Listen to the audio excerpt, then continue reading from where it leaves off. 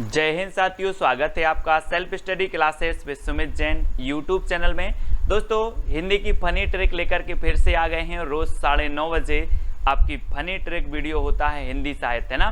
हिंदी साहित्य को हम पढ़ते हैं, महत्वपूर्ण रचनाएं, महत्वपूर्ण प्रश्नों को ट्रिक के माध्यम से याद करने का प्रयास करते हैं। आप नेट एग्जाम की तैयारी कर रहे हैं, JRF, PGT, TGT या फिर किसी भी प्रदेश की टेट एग्जाम की तैयारी कर रहे हैं और उसमें हिंदी साहित्य पूछा जाता है, तो ये वीडियो दोस्तों आपके लिए है। चैनल को सब्सक्राइब जरूर करेंगे।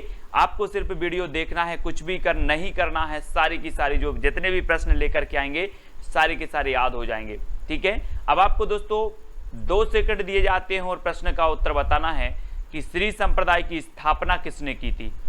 जी हाँ दोस्तों, 2 सेकंड में आप अपने उत्तर का चयन करें। जब तक मैं आपको बता देता हूं कि पुष्टि मार्ग के प्रवर्तक कौन थे, वल्लभाचार्य, है ना। सरहपा की एक रचना है दोहा कोश, ठीक है ना, सभी को पता है दोहा कोश है सरहपा की रचना।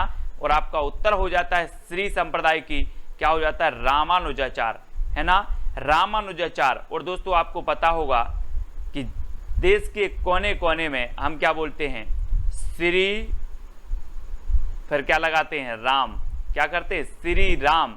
तो श्री संप्रदाय के साथ हमने राम जोड़ दिया, तो श्री संप्रदाय के कौन होंगे, रामानुजाचार्य, श्री राम, है ना। तो रामानुजाचार्य, श्री संप्रदाय के रामानुजाचार्य, ठीक है। विशिष्ट अद्वैतवाद के रामानुजाचार्य, ठीक है। वैष्णव आचार्य थे, इन्होंने वैष्णव धर्म का क्या किया, प्रचार प्रसार किया, रामानुजाचार्य ने, ठीक है। ये चीज याद रखनी है दोस्तों। आपको बताना है प्रबंध चिंतामणि के रचनाकार कौन है, प्रबंध चिंतामणि।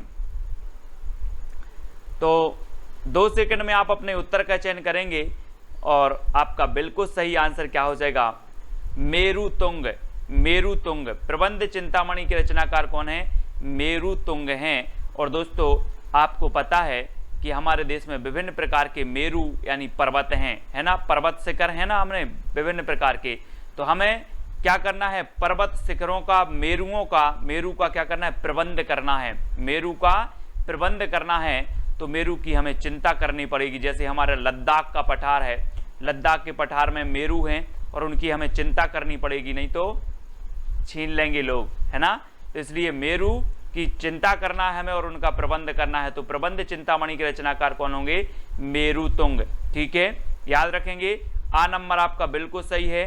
रोड़ा कवि की एक रचना है, कौन सी, राउल बेल, राउल बेल है दोस्तों, शिलांकित कृति मानी जाती है, शिलांकित कृति, ठीक है। तो इसको याद रख लेना है, राउल बेल की, रोड़ा कवि की राउल बेल शिलांकित कृति मानी जाती है, ठीक है।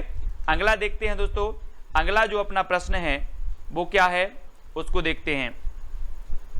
पृथ्वीराज रासो की रचना विधान में सर्वाधिक विवादास्पद पक्ष कौन सा है। 2 सेकंड में आप अपने उत्तर का चयन करेंगे और आपको पता है कि पृथ्वीराज रासो चंद्रबरदाई जी का महाकाव्य है। पृथ्वीराज रासो हिंदी का प्रथम महाकाव्य है। चंद्रबरदाई हिंदी के प्रथम महाकवि हैं। चंद्रबरदाई पृथ्वीराज रासो में 69 सर्ग हैं, ठीक है। इसमें जो सर्ग है, सर्ग को क्या कहा जाता है, समय कहा जाता है, ये चीज आपको पता है।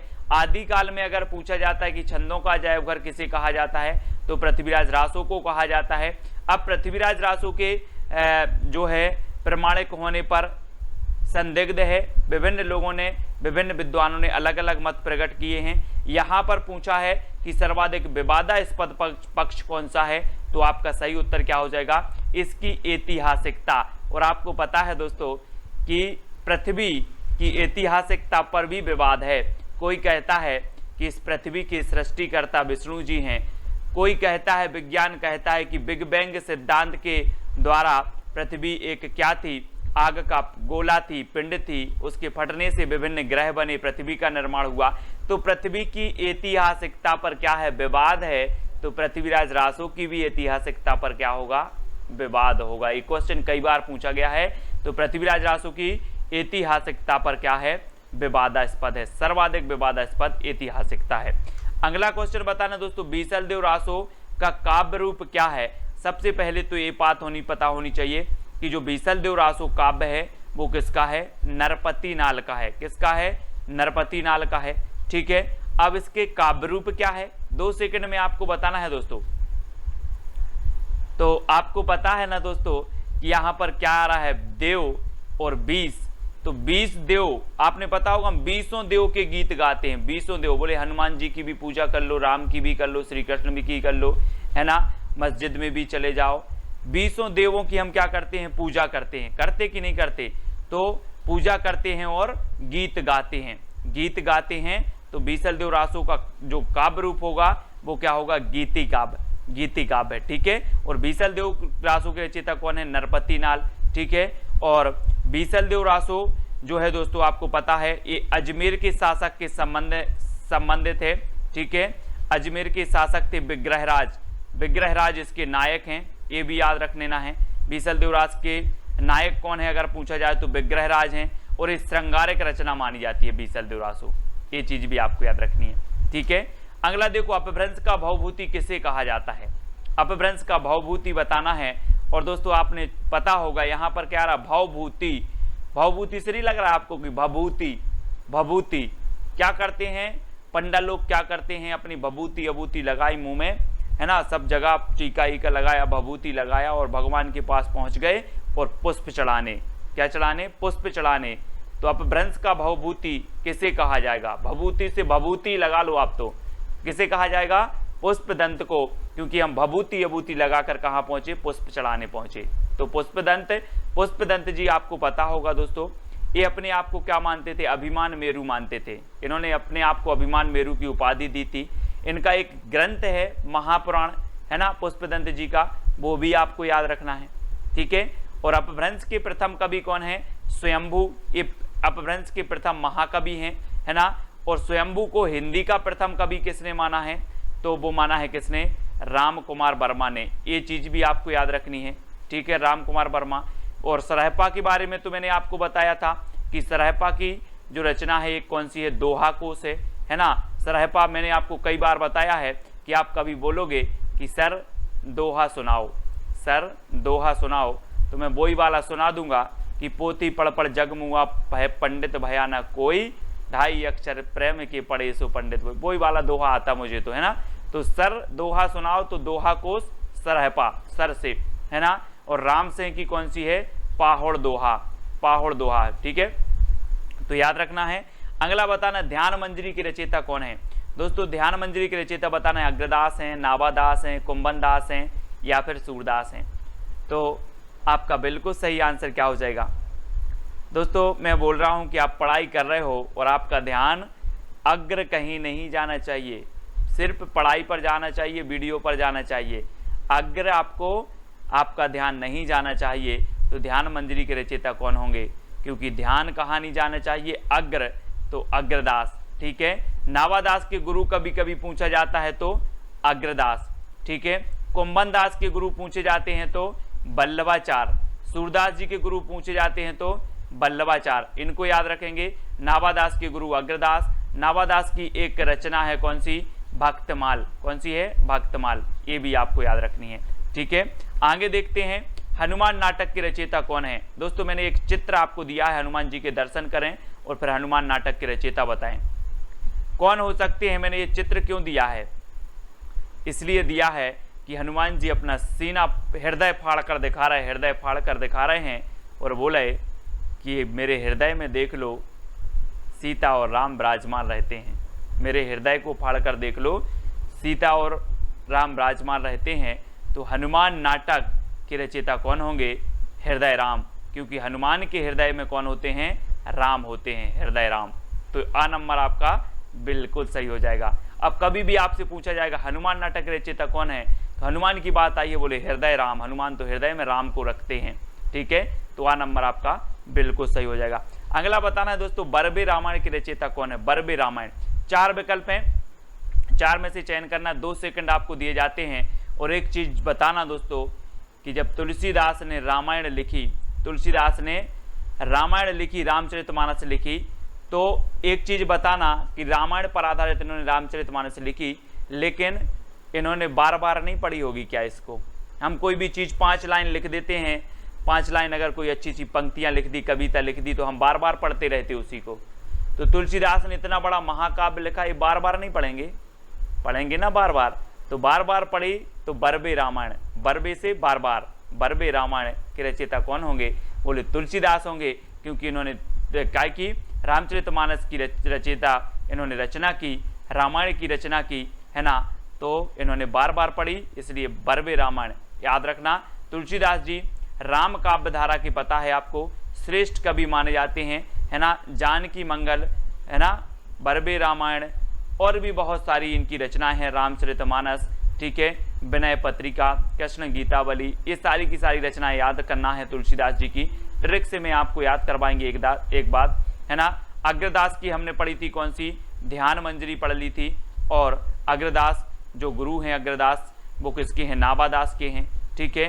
प्राणचंद्र चौहान की आपको पता है दोस्तों, प्राणचंद्र चौहान की भी इनकी रचना है, कौन सी है याद नहीं आ रही है मुझे, बहुत अच्छी है, पूछी जाती है, रामायण महानाटक, कौन सी है, रामायण महानाटक। हम बोल देते ना कि रामायण हमारे क्या हैं, प्राण हैं, रामायण हमारी प्राण है, तो रामायण महानाटक के रचयिता कौन होंगे, प्राणचंद्र चौहान। और पुष्पदंत के बारे में तो आपको बता दिया है दोस्तों कि इन्हें भवभूति कहा जाता है, अपभ्रंश का भवभूति पुष्पदंत को, है ना।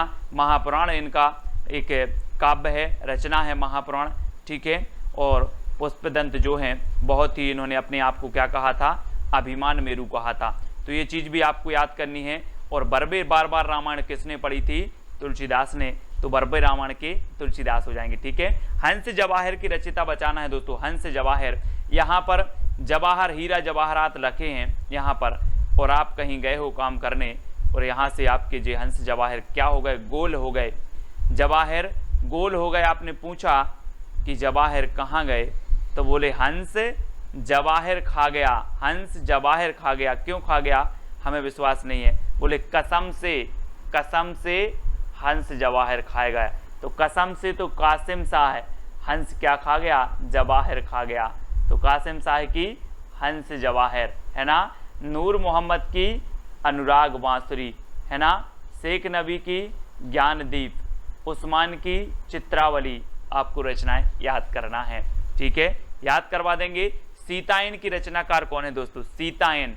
अब यहाँ पर आया है सीता, और 2 सेकंड आपको बताना है, और ये भी बता देना है कि सीता जी किसकी प्रिया थी, किसकी थी, राम की प्रिया थी और उनकी शरण में रहती थी। बोले हमें आपकी शरण मिल जाए, इससे अच्छा और कुछ नहीं हो सकता मेरे लिए। तो सीतायन किसकी रचना होगी, राम प्रिया, राम की प्रिया कौन थी, सीतायन, है ना, सीता जी थी, तो इसलिए सीतायन राम प्रिया शरणदास, राम प्रिया शरणदास की रचना है सीतायन, कभी नहीं भूलोगे अब आप, है ना, इस प्रकार से याद करना है ना। तो बताना है दोस्तों, भक्ति आंदोलन को ईसाइत की देन किसने कहा है, ईसाइत आप समझते हो, ईस बोल दो आप, तो इसको ईस बोल दो कि इसकी देन, ईस मतलब ईश्वर की देन है वो, तो भक्ति, तो आप लोग बोलते हैं, आपने कई लोगों के मुंह से सुनी होगी कि हम तो ईश्वर के क्या हैं, संतान हैं, हम तो ईश्वर के सन हैं, हम तो ईश्वर के पुत्र हैं, है ना।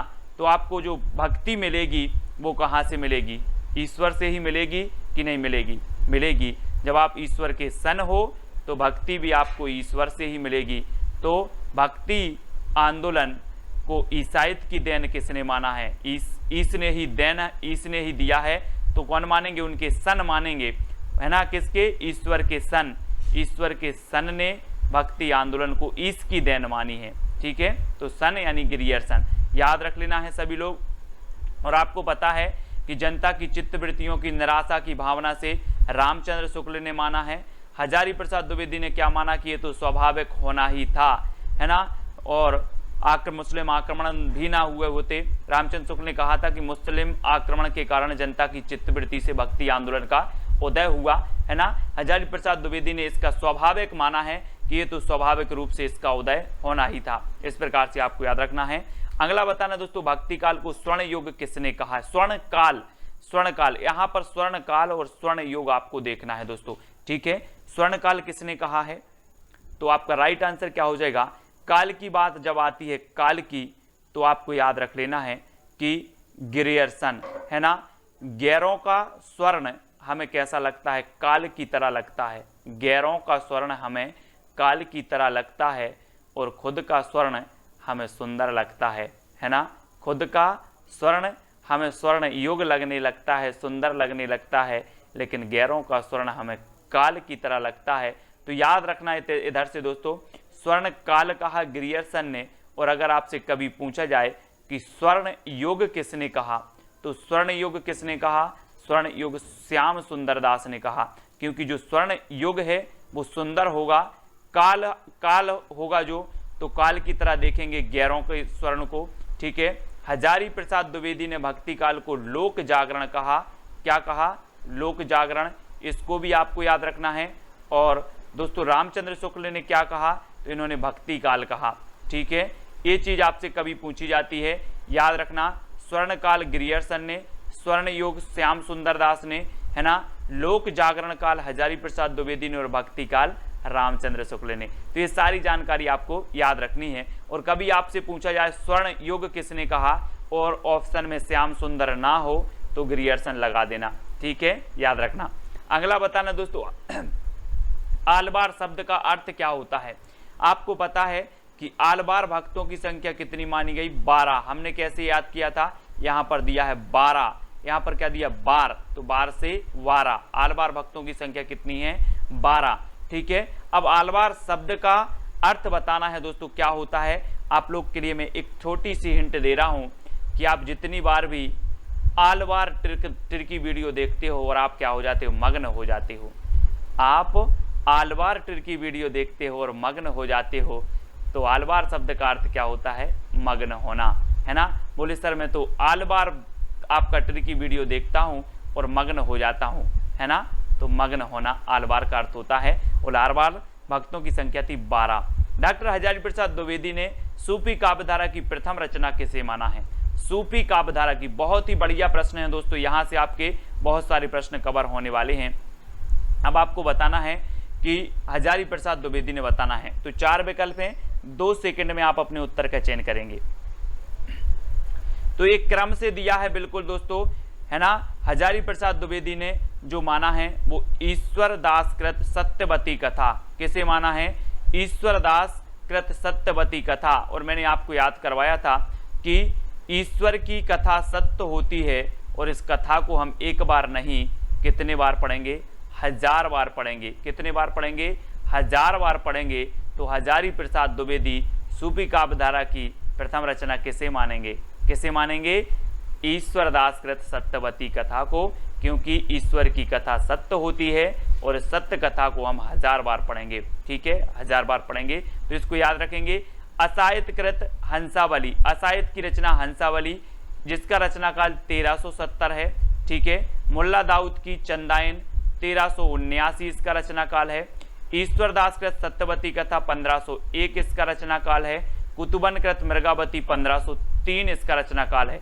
एक क्वेश्चन और पूछा जाता है दोस्तों, रामचंद्र शुक्ल ने सूफी काव्यधारा की प्रथम रचना किसे माना है, तो मृगावती को माना है, मृगावती को माना है। और प्रथम कभी माना है, कुतुबन को। तो ये चीज आपको याद रखनी है, जिसका रचना काल क्या है, 1503 है।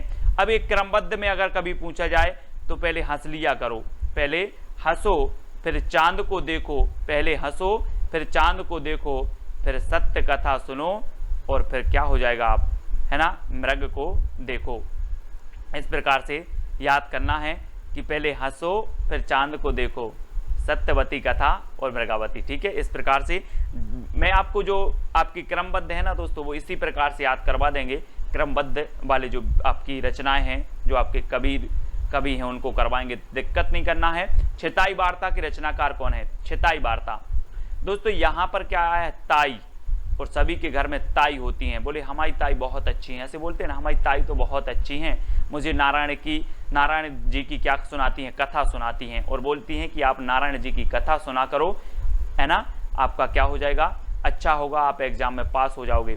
तो छिताई से आ रहा है ताई, और ताई किसकी कथा सुनाती हैं, नारायण जी की, है ना। तो नारायण और नारायण की कथा सुनाती हैं ताई। तो छिताई वार्ता के रचनाकार कौन होंगे, नारायण दास, ठीक है। सत्यवती कथा ईश्वर दास की है। तुलसीदास की हमने पढ़ ली थी, रामचरितमानस, है ना, 1574 इसका रचना काल माना जाता है। और अग्रदास की रचना हमने पढ़ी थी कौन सी, ध्यान मंजरी, ध्यान मंजरी आपको याद रहना है, ठीक है। अगला बताना दोस्तों, रामायण महानाटक के रचनाकार कौन है। मैंने तो आपको बता दिया है, क्या बता दिया, कि रामायण हमारी क्या है, प्राण है, रामायण हमारी प्राण है, तो रामायण महानाटक के रचनाकार कौन होंगे? प्राण है तो प्राणचंद्र चौहान, है ना। रामायण हमारी क्या है? प्राण, तो प्राणचंद्र चौहान LT ग्रेड, है ना, में पूछा गया था ये क्वेश्चन, बहुत ही बढ़िया क्वेश्चन है। कुतुबन की तो मृगावती अपने पढ़ ली है, तुलसीदास की अपन रामचरितमानस, है ना, वर्वे रामायण, रामज्ञा प्रश्न और कृष्ण गीतावली, ये सारी रचनाएं तुलसीदास जी की हैं।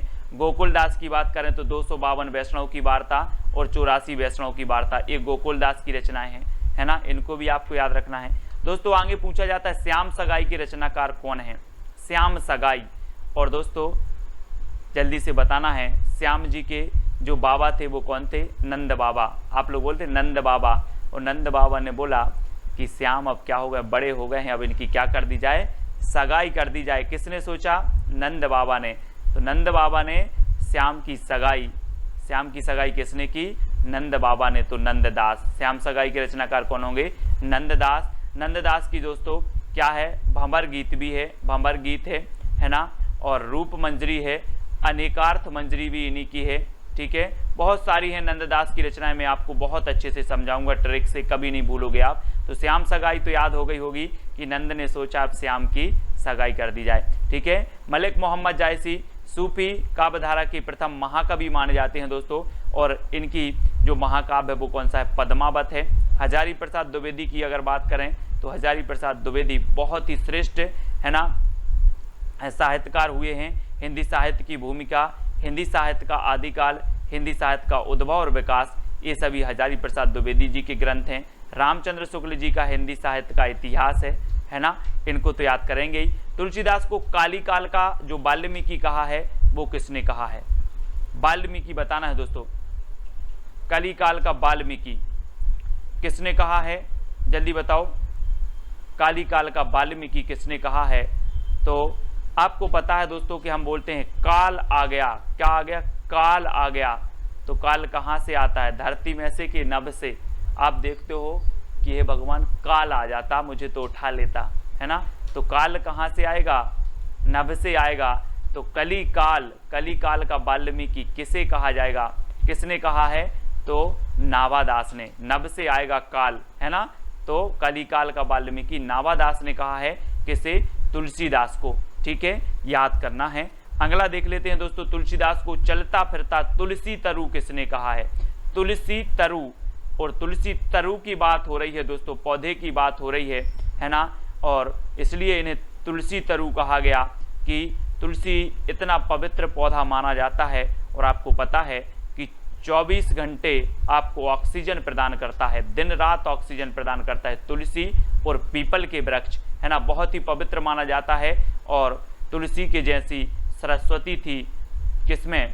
तुलसीदास में। तुलसी तरु और तुलसीदास इस प्रकार से, तो ये मधुसूदन ने कहा है, ठीक है। किसने? मधुसूदन ने। और मधु मतलब होता है भौरा, तो भौरा किसके पास जाएगा? तरु के पास तो जाएगा, है ना। तो मधु तरु के पास जाएगा, इसलिए मधुसूदन सरस्वती ने तुलसीदास को चलता फिरता तुलसी तरु कहा। बहुत ही बढ़िया प्रश्न है, कई बार पूछा गया है। अगला बताना, भक्तमाल के टीकाकार कौन माने जाते हैं? भक्तमाल के टीकाकार प्रियादास हैं, अग्रदास हैं, हेमचंद्र या फिर देवसेन हैं। तो आपको बताना है दोस्तों, भक्तमाल रचना है किसकी? नाभादास की। लेकिन भक्तमाल के कौन बताना है? टीकाकार बताना है। और मैं आपको हिंट दे रहा हूं कि जो भक्त देते हैं, भक्त होते हैं, वो भगवान के प्रिय होते कि नहीं होते? जल्दी बताओ।